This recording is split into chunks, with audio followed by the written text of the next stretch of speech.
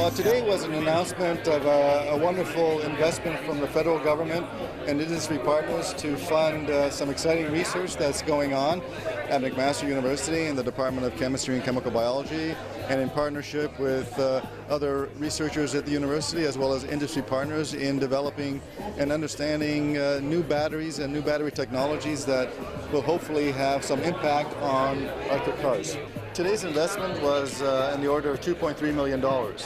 And most of that funding will go towards the training of highly qualified personnel that will have a significant impact on an industry that's critical to Canada, and that will enable or provide the expertise that we're going to need to be competitive on a global scale. And that basic research will then hopefully be turned into something more commercial, and that their partners, such as General Motors that are here today, will be able to provide that type of new form of battery that will last longer, have longer distance, based on the research that's done here today at McMaster and across the country, for future innovation in our automotive sector here in Canada. McMaster over the years has really developed itself as a lead research organization, lead primary research organization university in Canada.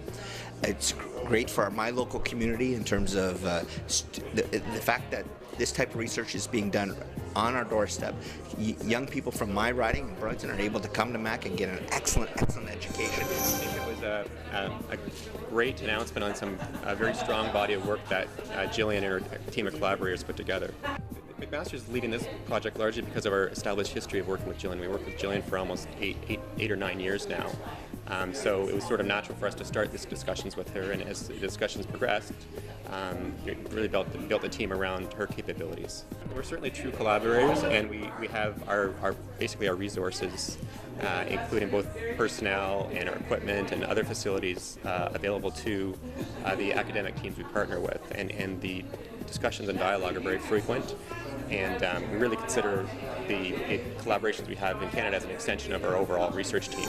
Currently, our lab is working on lithium-ion batteries.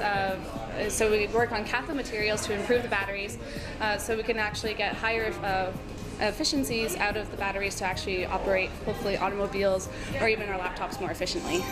That's a very exciting announcement. It's a new project that's collaborative between myself and some professors here at McMaster, as well as collaborators at McGill and University of Quebec and Montreal and Western, and it's involving lithium-ion battery chemistry and the processes that govern how well our lithium batteries perform. It's also, importantly, a collaboration with General Motors and two instrument manufacturers, Bruker and Heike Electronics. The goal is to provide GM with tools that will allow them to quickly evaluate new cell chemistries and be able to assess whether a new chemistry is going to be an advantage in a short time frame, because choosing a new chemistry or cell design is a high-risk thing for an automotive company. So any tools that they can use to assess the performance of the cell and how that performance might degrade under various conditions is an important advantage for them. So this is a Chevy Volt. This has a lithium-ion battery inside, and even though it's a very different scale, it's a very large battery, of course, in the Volt.